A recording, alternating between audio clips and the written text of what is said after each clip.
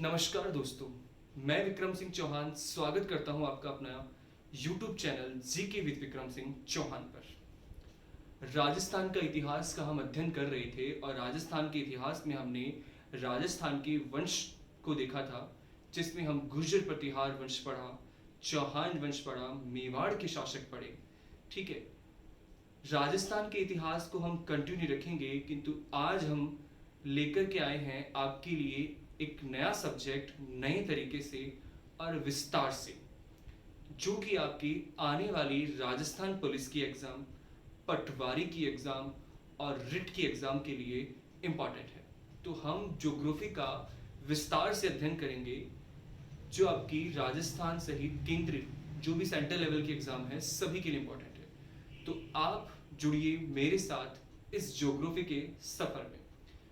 आज हमारा पहला जो चैप्टर है ज्योग्राफी सब्जेक्ट को लेकर के, वह चैप्टर है हमारा सौरमंडल। जी हाँ, सौरमंडल। सीधे तौर पर हम सौरमंडल का अध्ययन आज करने वाले हैं।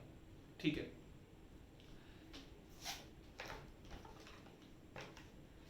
सौरमंडल का अध्ययन करने से पहले हम एक शब्द के बारे में चर्चा करते हैं, और वह शब्द है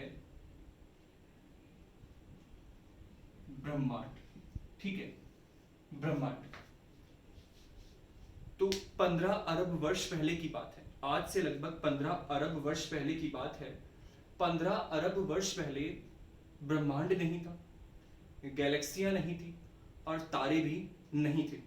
ना ब्रह्मांड था, ना गैलेक्सियां थी और ना ही तारे थे। एक सघन पिंड के रूप में इसमें विस्फोट हुआ। ठीक है, सघन पिंड था जिसकी वजह से इस पर विस्फोट हुआ और यह छिटक गया, जिससे ब्रह्मांड का निर्माण हुआ, गैलेक्सियों का निर्माण हुआ और तारों का निर्माण हुआ। ठीक है, तो सघन पिंड के रूप में इसमें विस्फोट हुआ, जिससे ब्रह्मांड का निर्माण, गैलेक्सी का निर्माण और तारों का निर्माण हुआ। ठीक है, ब्रह्मांड बना जिसके अंदर गैलेक्सियां भी हैं, तारे भी हैं, हमारा सौरमंडल भी स्थित है। वो भी किस में स्थित है? ब्रह्मांड में। तो ब्रह्मांड में 100 अरब गैलेक्सियां, 100 अरब या बहुत सारी गैलेक्सियां हैं, अनुमानित है 100 अरब गैलेक्सियां मानी गई है। इस ब्रह्मांड में 100 अरब गैलेक्सी है। गैलेक्सी क्या है इसकी चर्चा करते हैं। एक केंद्र के चारों ओर चक्कर लगाने वाला, ठीक है, कोई भी केंद्र हो, यह एक प्रकार का केंद्र है और इस केंद्र के चारों ओर चक्कर लगाने वाले अरबों तारों के समूह को गैलेक्सी कहते हैं। ठीक है, एक केंद्र के चारों ओर चक्कर लगाने वाले अरबों तारों के समूह को गैलेक्सी कहा जाता है। अनुमानित एक गैलेक्सी में 100 अरब तारे हैं। अनुमानित एक गैलेक्सी में 100 अरब तारे होते हैं। अब तारे देख लो कितने हैं, एक गैलेक्सी में कितने तारे हैं? 100 अरब। और अनुमान ये लगाया गया है कि ब्रह्मांड में 100 अरब ही क्या है? गैलेक्सियां भी हैं। कितनी गैलेक्सियां हैं? 100 अरब ही क्या है? गैलेक्सी। आप एक एक चीज को पॉइंट नोट करते चलेंगे। ठीक है, अरबों वर्ष पहले या 15 अरब वर्ष पहले ब्रह्मांड नहीं था, सघन पिंड के रूप में इसमें विस्फोट हुआ, जिससे ब्रह्मांड का निर्माण हुआ, गैलेक्सी का निर्माण हुआ, तारों का निर्माण हुआ। ठीक है, गैलेक्सी किसे कहते हैं? केंद्र की चारों ओर चक्कर लगाने वाले अरबों तारों के समूह को। आप डेफिनेशन लिख सकते हैं, एक केंद्र के चारों ओर चक्कर लगाने वाले अरबों तारों के समूह को गैलेक्सी कहते हैं। एक गैलेक्सी में अनुमानित 100 अरब तारे होते हैं और 100 अरब अनुमानित 100 अरब ही क्या है? गैलेक्सी है। गैलेक्सी का जो केंद्र होता है उस केंद्र को बल्ज कहते हैं। इंपॉर्टेंट है, गैलेक्सी के केंद्र को क्या कहते हैं? बल्ज कहते हैं। ठीक है, इसकी आगे की बात करें, हमारा जो सौरमंडल है, ठीक है, हमारा जो सौरमंडल है वो आकाश गंगा में स्थित है। हमारा सौरमंडल आकाश गंगा में स्थित है और इस आकाश गंगा को मंदाकिनी कहा जाता है। क्या कहा जाता है? मंदाकिनी कहा जाता है, मिल्की वे। हमारा सौरमंडल आकाश गंगा में स्थित है और इस आकाश गंगा को मंदाकिनी कहा जाता है। आई थिंक यहां तक की बात आप सभी की क्लियर हो चुकी होगी। अरबों वर्ष पहले ब्रह्मांड नहीं था, सघन पिंड के रूप में विस्फोट हुआ, जिससे ब्रह्मांड, गैलेक्सी, तारे बने। ठीक है, एक गैलेक्सी में अनुमानित 100 अरब तारे होते हैं अनुमानतः 100 अरब ही गैलेक्सियां हैं। गैलेक्सी किसे कहते हैं? केंद्र के चारों ओर चक्कर लगाने वाले तारों के समूह को, अरबों तारों के समूह को गैलेक्सी कहा जाता है। ठीक है, गैलेक्सी के केंद्र को बल्ज कहा जाता है। हमारा जो सौरमंडल है या हमारी जो गैलेक्सी है उसे आकाशगंगा कहते हैं। ठीक है, अरबों गैलेक्सियों में से एक गैलेक्सी है जिसे आकाशगंगा कहा गया है, या आकाशगंगा कहा गया, और इस आकाशगंगा का नाम मंदाकिनी है, और हमारा सौरमंडल आकाशगंगा या मंदाकिनी में स्थित है। यहाँ तक की बात क्लियर है कि हम सौरमंडल चैप्टर का अध्ययन करने वाले हैं, तो सौरमंडल आकाशगंगा या मंदाकिनी में स्थित है। ठीक है, अब मैं इसको मिटाऊं।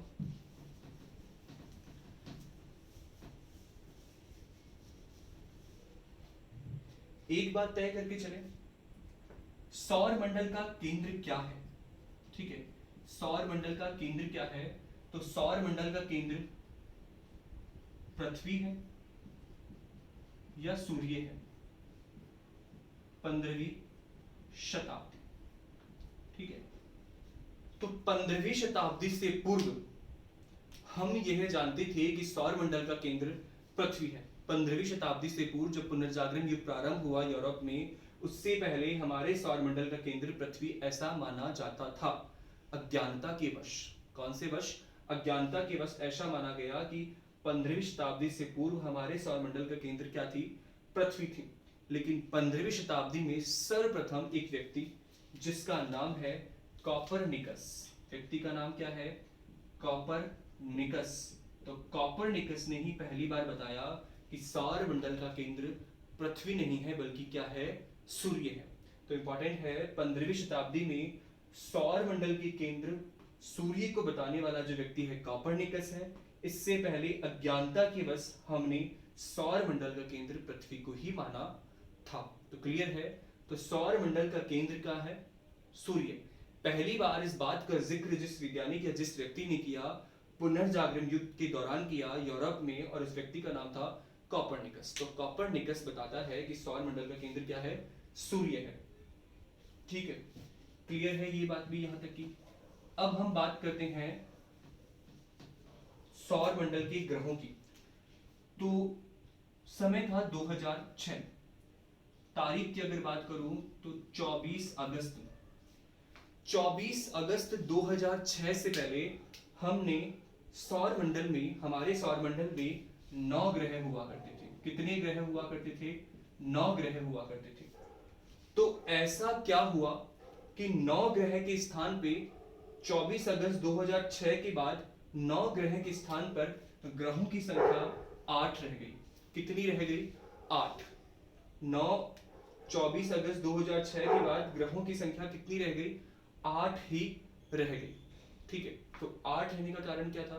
ग्रह कहलाने के लिए क्या कंडीशन है? तो जो सौरमंडल में ग्रह होते हैं वह वर्तमान में 8 है। पहले 9 थे। एक ग्रह जिसका नाम है यम। ठीक है, यम जिसको प्लूटो भी कहा गया है। यम जिसे क्या कहा गया? प्लूटो कहा गया। ठीक है, तो यम या प्लूटो को ग्रहों की कक्षा से बाहर कर दिया गया, और बाहर करने का क्या कारण रहा होगा? तो 24 अगस्त 2006 को यम या प्लूटो को ग्रहों की कक्षा से बाहर कर दिया गया, और 24 अगस्त 2006 के पास हमारे पास ग्रह बच गए सिर्फ कितने? 8। और यम या प्लूटो को बाहर करके इसे घोषित कर दिया गया बोना ग्रह। ठीक है, तो हमारे सौरमंडल में ये 8 ग्रह हैं, लेकिन इनसे भी बड़े बड़े, जैसे कि पृथ्वी है, पृथ्वी ग्रह है, बुध ग्रह, शुक्र ग्रह, तो इनसे भी बड़े बड़े पिंड हैं जो सौरमंडल में हैं, लेकिन उन्हें ग्रह नहीं कह सकते। तो ग्रह कहलाने के लिए कुछ कंडीशन होती है, तो इन जो पिंड उस कंडीशन को पूरा करेगा वही क्या कहलाएगा? ग्रह कहलाएगा। ठीक है, कुछ कंडीशन है, जैसे कि हम हर बच्चे को स्टूडेंट नहीं कह सकते हैं, हर बच्चे को विद्यार्थी नहीं कह सकते।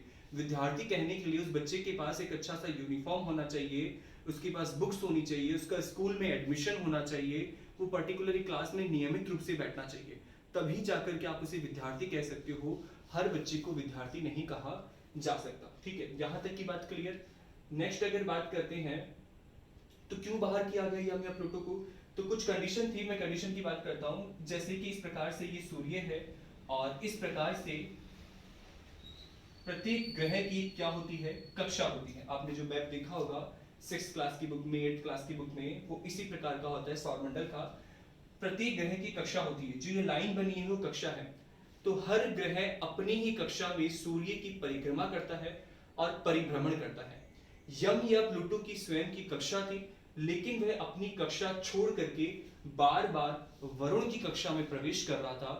तो एक कंडीशन यह रही कि उसे ग्रह की कक्षा, उसे ग्रहों से बाहर कर दिया कि वह अपनी कक्षा छोड़ करके वरुण की कक्षा में प्रवेश कर रहा था। नेक्स्ट और बात करें, और क्या कंडीशन होती है, सभी ग्रह एक निश्चित समय में सूर्य की परिक्रमा करते हैं। परिक्रमा होता है सूर्य के चक्कर लगाने को, ठीक है, परिक्रमा करने को। जैसे कि आप मंदिर जाते हैं तो मंदिर के चारों ओर जो चक्कर लगाते हैं उसे परिक्रमा बोलते हैं। तो सभी ग्रह को एक निश्चित समय में सूर्य की परिक्रमा करनी होती है। यम या प्लूटो इस कंडीशन को पूरा नहीं कर रहा था, वह सूर्य की परिक्रमा नहीं कर रहा था, तो वह ग्रह नहीं कहला सकता। और इसी के साथ सभी ग्रह एक निश्चित अवधि में परिभ्रमण करते हैं। ठीक है, परिभ्रमण या परिघूर्णन करते हैं। ठीक है, अपने ही अक्ष पर घूर्णन करते हुए। ठीक है, जैसे कि इस प्रकार से ये सूर्य है और इस ग्रह है, तो ग्रह इस प्रकार से ये चक्कर लगा करके इस तरह से, जैसे कि पृथ्वी सूर्य का चक्कर 365 से 1/4 दिन में लगाती है, लेकिन वो चक्कर लगाती है घूर्णन करते हुए। जिसे पृथ्वी अपना घूर्णन करती है 24 घंटे में। कितने घंटे में? 24। तो परिभ्रमण तो पृथ्वी करती है 24 घंटे में, लेकिन परिक्रमा करती है पृथ्वी 365 से 1/4। दो अलग अलग चीजें हैं। परिक्रमण सूर्य का चक्कर लगाना, परिभ्रमण अपने ही अक्ष पर घूमना। तो 24 घंटे में घूमती है और 365 सही 1/4 में वो चक्कर पूरा करती है। तो तीन कंडीशन, ना तो यम या प्लूटो के द्वारा परिभ्रमण किया जा रहा था, ना ही परिक्रमण किया जा रहा था, और ना ही यम या प्लूटो के द्वारा अपनी कक्षा में घूमा जा रहा था। तो वह अन्यत्र किसी कक्षा में प्रवेश कर रहा था, इसीलिए उसे 24 अगस्त 2006 को ग्रहों की कक्षा से बाहर करके बौना ग्रह घोषित कर दिया गया। और अब हमारे पास वर्तमान में सौर मंडल में जितने ग्रह हैं उन ग्रहों की संख्या है 8। तो क्लियर है यहां तक बात। अब हम चलते हैं आगे और इस डायग्राम को समझने की कोशिश करते हैं। इस डायग्राम में मैंने नंबर बनाए हैं, ठीक है, और क्रम बनाया है। सबसे पहला जो डायग्राम या चित्र है वह सूर्य का है। अगर आप देखोगे सूर्य से लेकर, सूर्य की दूरी से लेकर के, तो जो ग्रह सूर्य के सबसे नजदीक है वह बुध है, और जो ग्रह सबसे दूर है उसका नाम है वरुण। क्या नाम है? वरुण। तो वरुण सूर्य से सबसे दूर है, 8वें नंबर पर है। पहले नंबर पे बुध है, दूसरे पर शुक्र है, तीसरे पर पृथ्वी है, चौथे पर मंगल है, 5वें पे बृहस्पति है, 6वें पे शनि, 7वें पे अरुण और 8वें पे कौन हो गया? वरुण। ठीक है, तो इस प्रकार से सूर्य की दूरी, सूर्य से दूरी के आधार पर यह डायग्राम बना हुआ है। लेकिन अगर बात करें इनके आकार को लेकर के, सभी ग्रहों का समान आकार नहीं है, इनके आकार छोटे और बड़े हैं। तो आकार को लेकर के बात करें तो सौर मंडल का सबसे बड़ा जो ग्रह है वो बृहस्पति है, और 1 नंबर मैंने इसको दिया। उसके बाद दूसरा सबसे बड़ा ग्रह है शनि, तीसरा सबसे बड़ा ग्रह अरुण, और चौथा सबसे बड़ा ग्रह वरुण है। पांचवा सबसे बड़ा ग्रह हमारी पृथ्वी है, जिसके बारे में हम विस्तार से अध्ययन करने वाले हैं। छठवां सबसे बड़ा ग्रह शुक्र है, और 7वां सबसे बड़ा ग्रह मंगल, और 8वां ग्रह बुध। तो ये जो नंबर लगे हुए हैं वो आकार को लेकर के लगे हुए हैं, और ये जो डायग्राम बना हुआ है वो सूर्य से दूरी को लेकर के बना हुआ है। जो ओरिजिनल मैप होता है वो इस प्रकार का होता है, क्योंकि सभी एक लाइन में नहीं होते हैं, अलग अलग जगह होते हैं, लेकिन समझने की दृष्टि से मैंने सभी को एक लाइन में बना दिया है। ठीक, अब आगे चलें अपन। तो ये टोटल 8 ग्रह हैं, लेकिन इन 8 ग्रहों को 2 भागों में बांटा गया है। ठीक है, पहले भाग में 4 ग्रह है और दूसरे भाग में 4 ग्रह। देखा जाए तो पहले जो 4 ग्रह हैं बुध, शुक्र, पृथ्वी और मंगल, इन चारों ग्रहों को संयुक्त रूप से आंतरिक ग्रह कहते हैं। क्या कहते हैं? आंतरिक ग्रह। आपके पास जो एग्जाम में प्रश्न होगा, निम्न में से कौन सा ग्रह आंतरिक ग्रह नहीं है, तो प्रश्न आपको दिया जाएगा शुक्र, पृथ्वी, मंगल या बृहस्पति तो पहले के जो चार हैं वो आंतरिक ग्रह कहलाएंगे। इन्हीं ग्रहों को पार्थिव ग्रह कहते हैं। तो पृथ्वी की जैसे है इसलिए पार्थिव ग्रह कहा गया। इनका निर्माण ठोस पिंड से हुआ है, ठीक है। इनका घनत्व अधिक होता है और निर्माण ठोस पिंड से हुआ है। तो घनत्व अधिक है, आकार इनका क्या है, छोटा है। अकॉर्डिंग टू आकार इनसे क्या है, छोटा, ठीक है। तो कौन से ग्रह आंतरिक ग्रह कहलाएंगे, बुध, शुक्र, पृथ्वी और मंगल। आंतरिक ग्रह घनत्व अधिक, पार्थिव ग्रह आकार क्या है, छोटा है। अगर बात करें इनकी यूनानी नाम की, ठीक है, तो वो भी कभी कभी एग्जाम में पूछे जाते हैं। यूनानी नाम में बुध को मरकरी कहा गया है, शुक्र को वीनस कहा गया है, पृथ्वी को अर्थ कहा गया है, मंगल को मार्स कहा गया है, बृहस्पति को जुपिटर कहा गया है, शनि को सैटर्न, अरुण को यूरेनस और वरुण को कहा गया है नेपच्यून। जी हाँ, वरुण को क्या नाम दिया गया है, नेपच्यून। अगर आप एक बार या दो या तीन बार इनको पढ़ लेंगे तो क्लियर हो जाएगा, आप मिलान कर पाएंगे कौन सा ग्रह क्या है, ठीक है। तो ये चार ग्रह आंतरिक ग्रह, पार्थिव ग्रह, घनत्व अधिक है और आकार क्या है, छोटा। अब ये जो चार ग्रह बच गए हैं इनको बाह्य ग्रह कहते हैं। इनको क्या कहते हैं, बाह्य ग्रह। तो इनमें ठोस अधिक था, ठीक है, इसलिए घनत्व अधिक है। इनका घनत्व कम है, इन्हें गैसीय ग्रह कहते हैं। क्या, कौन से ग्रह कहते हैं, गैसीय ग्रह कहते हैं या जोवियन ग्रह कहते हैं। तो बृहस्पति के जैसे होने की वजह से ये जोवियन ग्रह कहलाए और गैस की अधिकता होने की वजह से इनको क्या कहा गया है, गैसीय ग्रह है। और इनका आकार बड़ा है, इनका आकार छोटा है, इनका आकार क्या है, बड़ा है। गैसीय ग्रह, बाह्य ग्रह और जोवियन ग्रह। तो इस प्रकार से हमने इन 8 ग्रहों को 2 भागों में बांटा, ठीक है। अब अगर आप क्रम से चलें और देखें इन ग्रहों की विशेषताओं को लेकर के, तो मैंने यहाँ पे इंपॉर्टेंट विशेषताओं को डालने की कोशिश की है जो कि एग्जाम के अंदर आती है। बाकी अगर अपन चाहें तो एक ग्रह के ऊपर एक पन्ना पूरा लिख सकते हैं, लेकिन इंपॉर्टेंट नहीं है। तो बात करते हैं सबसे पहले ग्रह की जिसका नाम है बुध ग्रह, ठीक है। सूर्य के सबसे नजदीक ग्रह और आकार में सबसे छोटा। ये दोनों चीजें इस डायग्राम से क्लियर हो चुकी है। सूर्य के सबसे नजदीक है और आकार सबसे छोटा। तो सबसे छोटा ग्रह, पहला पॉइंट, सर्वाधिक तापांतर, ठीक है। इस शब्द का मतलब है ताप में अंतर, ठीक है, ताप में अंतर। जैसे कि अगर हम बात करें पृथ्वी का जो तापांतर है, तो पृथ्वी में जैसे कि दिन में और रात में जो ताप में अंतर होता है वो 5 से 10 डिग्री सेल्सियस के अंदर ही होता है, इससे ज्यादा नहीं होता है। लेकिन इसमें जो ताप का अंतर है वो अत्यधिक होता है, इसलिए सर्वाधिक क्या है, इसका तापांतर है, ठीक है।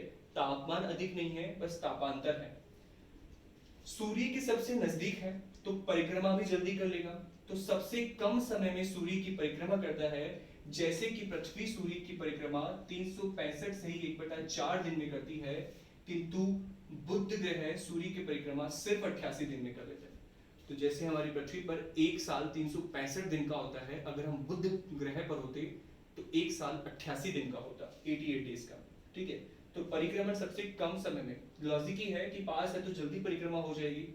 और इसका कोई भी उपग्रह नहीं है, इसका एक भी उपग्रह नहीं है, ठीक है। 2 ग्रह ऐसे हैं जिनकी कोई उपग्रह नहीं है, एक बुध है और एक कौन सा है, शुक्र है। इसके बाद हम बात करते हैं शुक्र ग्रह की, दूसरे नंबर का ग्रह है और आकार में इसमें 6वें नंबर का ग्रह है, इसे वीनस कहा गया है। प्रश्न पूछा जाए कि पृथ्वी के सबसे नजदीक ग्रह कौन सा है, अब इस डायग्राम में तो मंगल दिख रहा है, लेकिन वास्तव में जो नजदीक ग्रह है वो कौन सा है, शुक्र है। तो कंफ्यूज नहीं होना है, पृथ्वी के सबसे नजदीक ग्रह कौन सा है, शुक्र। अगर डायग्राम की वजह से कंफ्यूज हो तो मैं इसको दूर कर देता हूं, क्लियर। तो पृथ्वी के सबसे नजदीक ग्रह कौन सा है, शुक्र ग्रह है।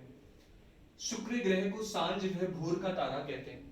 सांझ व भोर का तारा कहने से तात्पर्य यह है कि शाम के समय और सुबह के समय हम शुक्र ग्रह को देख सकते हैं, इसलिए इसे सांझ व भोर का तारा।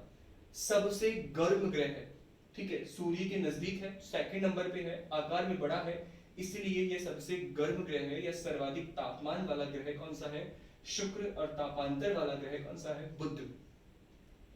इसे पृथ्वी का जुड़वा ग्रह भी कहते हैं या पृथ्वी का भगिनी ग्रह, ठीक है। एक शब्द और लिख सकते हैं अपन इसके लिए, पृथ्वी का भगिनी या बहिन जो ग्रह कहलाता है वो कौन सा, शुक्र। क्योंकि ये आकार में बिल्कुल पृथ्वी की जैसा है, इसलिए इसका पृथ्वी का भगिनी ग्रह कहते हैं। और इस ग्रह का एक भी उपग्रह नहीं है, ग्रह का एक भी उपग्रह नहीं है। नेक्स्ट बात है शुक्र ग्रह। तो शुक्र ग्रह सबसे अधिक समय में परिभ्रमण करता है। अभी अपन चारों चीजों को नोट करके चलेंगे कि कौन सबसे अधिक समय में परिभ्रमण करता है, परिक्रमण करता है, कम समय में कौन करता है और अधिक समय में। तो परिभ्रमण क्या है, अभी चर्चा की थी अपन ने। चक्कर लगाने को परिक्रमा कहा जाएगा और अपने ही अक्ष पर घूमने को क्या कहा जाएगा, परिभ्रमण। जैसे पृथ्वी अपना परिभ्रमण 24 घंटे में करती है, ठीक है, तो सबसे कम अधिक समय में जो परिभ्रमण करता है वो कौन सा ग्रह है, शुक्र है। सबसे कम समय में जो परिक्रमण करता है वह ग्रह है कौन सा, बुध ग्रह। कौन सा ग्रह है, बुध ग्रह, ठीक है। नेक्स्ट हम चलते हैं हमारे ग्रह के पास जिसका नाम है पृथ्वी। तो यहाँ पे मैंने पृथ्वी के बारे में ज्यादा लिखा नहीं है, ज्यादा क्या मैंने कुछ भी नहीं लिखा है, क्योंकि पृथ्वी का जो हमें अध्ययन करना ही है, भारत की ज्योग्राफी हमें पढ़नी है, वर्ल्ड की ज्योग्राफी हमें पढ़नी है, तो पृथ्वी पर जो जो चीजें हम सब उसका अध्ययन करेंगे। महाद्वीप हो, महासागर हो, पर्वत हो, इंडियन ज्योग्राफी हो, सब चीज का अध्ययन हो जाएगा। लेकिन फिर भी मोटी मोटी बात करें तो पृथ्वी को, ठीक है, इधर लिखता हूं मैं, पृथ्वी को नीला ग्रह कहते हैं। कौन सा ग्रह कहते हैं, नीला ग्रह। तो पानी की अधिकता होने की वजह से पृथ्वी को ब्लू या फिर नीला ग्रह कहा जाता है, ठीक है। पृथ्वी का एकमात्र उपग्रह है और उस उपग्रह का नाम है चंद्रमा। कौन सा उपग्रह है, चंद्रमा। पृथ्वी का एकमात्र उपग्रह है और उस उपग्रह का नाम है चंद्रमा। क्लियर है बात यहाँ तक की। और पृथ्वी के बारे में विस्तार से अध्ययन करेंगे। 365 से ही 1/4 दिन में ये सूर्य की परिक्रमा करती है और 24 घंटे में अपना घूर्णन करती है, ठीक है। नेक्स्ट ग्रह हमारा जिसका नाम है मंगल। मंगल का यूनानी नाम है मार्स। आकार में यह 7वां और सूर्य से दूरी को लेकर के यह चौथा ग्रह है। मंगल ग्रह को लाल ग्रह कहते हैं। कौन सा ग्रह कहते हैं, लाल। तो पृथ्वी से जब हम देखते हैं तो ये रेड कलर का दिखता है या लाल रंग का दिखता है, और ये ऐसा लोहे की ऑक्साइड के कारण दिखता है, या लोहे ऑक्साइड के कारण दिखता है, ठीक है। तो लोहे की अधिकता या लोहे ऑक्साइड के कारण मंगल का रंग कैसा दिखता है, लाल। तो इसे हम लाल ग्रह कहते हैं। मंगल को लेकर के एक प्रश्न और है, जीवन की संभावना वाला यह दूसरा ग्रह है, ठीक है। पृथ्वी तो है और जीवन की संभावना वाला यह दूसरा ग्रह है जिसका नाम क्या है, मंगल ग्रह, ठीक है। मंगल ग्रह जीवन की संभावना वाला दूसरा ग्रह। मंगल के 2 उपग्रह हैं, एक का नाम है फोबोस और एक का नाम है डिमोस, ठीक है। जैसे पृथ्वी का एक उपग्रह था जिसका नाम था चंद्रमा, किंतु मंगल के उपग्रह कितने हैं, 2। एक का नाम फोबोस है और एक का नाम क्या है, डिमोस है, ठीक है। क्लियर है यहां तक की बात। अब बात करें हम नेक्स्ट ग्रह की जिसका नाम है बृहस्पति। कौन सा ग्रह है, बृहस्पति। तो आकार में सबसे बड़ा ग्रह बृहस्पति। सूर्य से दूरी को लेकर के आप देख सकते हो, सीधे मैप पे बता सकते हो कि 5वें नंबर का ग्रह है। कौन से नंबर का, 5वें। आपको ऐसे ही प्रश्न पूछा जा सकता है कि कौन सा ग्रह है सूर्य से कितनी दूरी पर है या संख्या में कौन सी दूरी पर है, तो 5वें नंबर पे। परिभ्रमण अवधि सबसे कम समय में, अगर कम समय बताऊं तो इसका सिर्फ 10 घंटे में ये अपना परिभ्रमण या घूर्णन कर लेता है। जैसे पृथ्वी 24 घंटे में करती है, तो बृहस्पति के द्वारा सिर्फ और सिर्फ 10 घंटे में अपना परिभ्रमण पूरा कर लिया जाता है। तो इसकी परिभ्रमण अवधि सबसे कम समय की है और वो कितने घंटे की है, 10 घंटे की। इंपॉर्टेंट नहीं है कि आपको 10 घंटे याद ही रखने हो। नेक्स्ट है, इस ग्रह के सर्वाधिक उपग्रह हैं और उपग्रह कितने हैं, 79। आपको याद रखना है इसके उपग्रह कितने हैं, 79। पहले इसके 67 उपग्रह हुआ करते थे, किंतु 2018-19 में इसके कुछ और उपग्रहों की खोज हो गई है, इसलिए अब इसके उपग्रह कितने हैं, 79। तो आप अपडेट कर सकते हो अपनी नोटबुक में, अगर जिन्होंने पुराना पढ़ा हुआ है तो इसके उपग्रह की संख्या अब कितनी है, 79।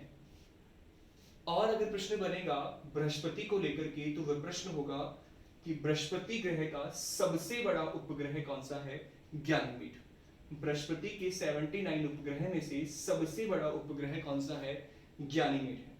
एक बात तो ये। अगर बात की जाए कि संपूर्ण सौर मंडल के सभी ग्रहों में से सबसे बड़ा उपग्रह कौन सा, गैनीमेड। सबसे बड़ा ग्रह बृहस्पति, सबसे बड़ा उपग्रह गैनीमेड। क्लियर है बात यहां तक की? अगर उपग्रह पूछा जाएगा तो गैनीमेड, ग्रह पूछा जाएगा तो बृहस्पति। इसके बाद हम बात करें जिस ग्रह का नाम है वह ग्रह है शनि। शनि को यूनानी नेम है सैटर्न, शनि का यूनानी नेम है सैटर्न और आकार में यह दूसरा सबसे बड़ा ग्रह है। यह वलय युक्त ग्रह है। कैसा ग्रह है? वलय। तो आपने अपनी 6वीं 7वीं किताब में इस प्रकार का एक ग्रह देखा होगा, ये वलय। ये वलय शनि के बने हुए हैं और इन वलय की संख्या कितनी है? 7। तो वलय युक्त ग्रह है जिसका नाम है शनि और शनि के उपग्रहों की संख्या है 62, 62 उपग्रह है। शनि के कुल कितने उपग्रह हैं? 62, 79, 2, 1, 0, 0। क्लियर है? और शनि का सबसे बड़ा उपग्रह है जिसका नाम है टाइटन। शनि के 62 उपग्रहों में से सबसे बड़ा उपग्रह है जिसका नाम है टाइटन। और टाइटन एकमात्र ऐसा उपग्रह है जिसके पास स्वयं का अपना एक वायुमंडल है। वायुमंडल आप समझते होंगे, जैसे हमारी पृथ्वी के पास में वायुमंडल है या वायु के चारों ओर के आवरण को ही वायुमंडल कहते हैं। अभी के लिए इतना क्लियर? वायुमंडल क्या है? वायु के चारों ओर के आवरण को ही क्या कहते हैं? वायुमंडल। जैसे हमारी पृथ्वी का वायुमंडल 5 परतें, शोभ मंडल, समताप मंडल, मध्यम मंडल, बहिर्मंडल, आयन मंडल जो भी है। तो ऐसा कौन सा उपग्रह है जिसके पास स्वयं का वायुमंडल है? तो वह उपग्रह है टाइटन। और टाइटन किसका उपग्रह है? शनि का। और शनि का सबसे बड़ा उपग्रह कौन सा? जिसका नाम है टाइटन। ठीक है, तो क्लियर है यहां तक की बात? शनि तक हमने पढ़ा। अगर वलय की संख्या पूछी जाए, ये जो मैंने वलय बनाए हैं, ये वलय कितने हैं? 7 है। उसके बाद जो नेक्स्ट ग्रह आता है उसका नाम है अरुण। आकार में यह तीसरा सबसे बड़ा ग्रह है और दूरी को लेकर के, सूर्य से दूरी को लेकर के ये 7वें नंबर का ग्रह है। मीथेन गैस की अधिकता के कारण इस ग्रह का रंग हरा है। अगर पूछा जाए तो मीथेन गैस की अधिकता के कारण इस ग्रह का रंग जो है वो कौन सा है? हरा। ठीक है, यह ग्रह सर्वाधिक झुका हुआ है और जैसे हमारी पृथ्वी अपने अक्ष पर 23.5 डिग्री झुकी हुई है। ठीक है, जैसे हमारी पृथ्वी अपने अक्ष पर 23.5 डिग्री झुकी हुई है, उसी प्रकार से जो अरुण है वह पृथ्वी से भी ज्यादा झुका हुआ है। ऐसा माना जाता है कि लगभग 82 डिग्री झुका हुआ है। कितने डिग्री? 82 डिग्री झुका हुआ है, इसीलिए इसे लेटा हुआ ग्रह भी कहते हैं। कौन सा ग्रह कहते हैं? लेटा हुआ ग्रह कहते हैं। बात करें इसके उपग्रह की तो इसके उपग्रह हैं 27 या 27 उपग्रह है और इसका सबसे बड़ा उपग्रह है जिसका नाम है टिटेनिया। ठीक है, यहाँ टाइटन है, यहाँ टिटेनिया है और यहाँ कौन सा उपग्रह है? गैनीमेड। जिस प्रकार से शनि के 7 वलय पाए गए थे, उसी प्रकार से ऐसा कौन सा ग्रह है जिसमें वलय पाए जाते हैं? तो वो वलय वाला ग्रह शनि के अलावा जो है वो अरुण है। यहाँ 7 वलय थे और यहाँ 5 वलय हैं। कितने वलय हैं? 5 वलय हैं। ठीक है, नेक्स्ट इसके बाद जो ग्रह है उसका नाम है वरुण। वरुण को कहते हैं नेपच्यून कहते हैं। वरुण का नाम है नेपच्यून। ठीक है, वरुण को लेकर के बात करें तो सूर्य से सबसे दूर है। आकार में ये चौथे नंबर का है। इसे पीला ग्रह कहा जाता है और इसका जो उपग्रह है वो 14 है। उपग्रह कितने हैं? 14। वरुण के उपग्रहों की संख्या 14 है, रंग पीला है और सूर्य से सबसे दूर है। ठीक है, वरुण की बात, उपग्रह 14 है, रंग पीला है और सूर्य से सबसे क्या है? दूर है। और अगर सबसे बड़े उपग्रह की बात करें तो इसका सबसे बड़ा उपग्रह है ट्रिटॉन। ठीक है, इसका सबसे बड़ा उपग्रह है जिसका नाम है ट्रिटॉन। ठीक है, मैंने बता दिया है। इंपॉर्टेंट जो रहेगा वो आपके लिए गैनीमेड, टाइटन शनि का है, टिटेनिया अरुण का है और ट्रिटॉन किसका है? वरुण का। तो इस प्रकार से आपके पास इस सौर मंडल के 8 ग्रह आ जाते हैं, बुध, शुक्र, पृथ्वी, मंगल, बृहस्पति, शनि, अरुण, वरुण। एक चीज और देखिए यहाँ पर, मंगल और बृहस्पति के बीच में छोटे छोटे पिंड पाए जाते हैं। मंगल और बृहस्पति के बीच में छोटे छोटे पिंड पाए जाते हैं, जो मैंने ब्लू डॉट से बनाए हैं वो छोटे छोटे पिंड है। इन्हें क्या कहा जाता है? इन्हें कहा जाता है क्षुद्र ग्रह। ठीक है, कौन सा ग्रह कहा जाता है? क्षुद्र ग्रह। तो सौरमंडल के किन ग्रहों के बीच में क्षुद्र ग्रह पाए जाते हैं? ऑप्शन होगा पृथ्वी मंगल, ऑप्शन बी शुक्र पृथ्वी, ऑप्शन सी शनि अरुण, ऑप्शन डी मंगल और बृहस्पति। तो कौन से ग्रह हैं? मंगल और बृहस्पति। इन दोनों के बीच में ही ये छोटे छोटे पिंड पाए जाएंगे जिनको कहा जाएगा क्षुद्र ग्रह। तो यह सभी सूर्य की परिक्रमा करते हैं। अब सूर्य की परिक्रमा कौन करते हैं? सारे 8 ग्रह क्षुद्र ग्रह। क्या चंद्रमा सूर्य की परिक्रमा करता है? हाँ या ना? क्या चंद्रमा सूर्य की परिक्रमा करता है? जो उपग्रह है, उपग्रह उसे कहते हैं जो अपने ग्रह के चारों ओर चक्कर लगाता है। उपग्रह उसे कहते हैं जो अपने ग्रह के चारों ओर चक्कर लगाता है। जैसे चंद्रमा पृथ्वी के चारों ओर चक्कर लगाएगा, फोबोस और डिमोस मंगल के, गैनीमेड बृहस्पति के। ठीक है, तो जितने भी उपग्रह हैं क्या यह सूर्य की परिक्रमा करते हैं? हाँ या ना? सोच लिया?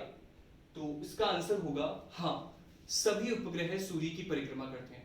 जब पृथ्वी सूर्य की परिक्रमा कर रही है तो चंद्रमा पृथ्वी की परिक्रमा कर रहा है, तो वो साथ साथ में सूर्य की परिक्रमा भी कर जाएगा। तो आज के लिए हमारी क्लास में सिर्फ इतनी सी बात है। सौर मंडल, 8 ग्रह, 24 अगस्त 2006 को ग्रहों की कक्षा से जिसे बाहर किया गया उसका नाम यम या प्लूटो था। जो कंडीशन थी वो कंप्लीट नहीं कर पा रहा था। कौन से ग्रह पार्थिव है, कौन से गैसीय जोवियन या बाह्य ग्रह है, किसे हम पार्थिव ग्रह में नहीं रख सकते, किनका घनत्व अधिक होता है, वह सारी बातें हमने आज की क्लास में की हैं। अब इसके बाद की जो हमारी क्लास होगी वो इन ग्रहों से संबंधित बचे हुए कुछ तथ्य, और हम नेक्स्ट क्लास में मिलते हैं। धन्यवाद। आपको ये क्लास कैसी लगी आप कमेंट बॉक्स में लिख करके जरूर बताना, और अगर आप हमारे इस चैनल पे नए हो तो इसको सब्सक्राइब कीजिए, और क्लास अच्छी लगी तो इसे लाइक कीजिए और ज़्यादा से ज़्यादा लोगों को शेयर कीजिए जो इस समय रिट, राजस्थान पुलिस, पटवार या अन्य किसी सेंट्रल लेवल एग्जाम की तैयारी कर रहे हैं। धन्यवाद। मैं विक्रम सिंह चौहान फिर मिलूंगा नेक्स्ट क्लास में आपको नए टॉपिक के साथ में। धन्यवाद।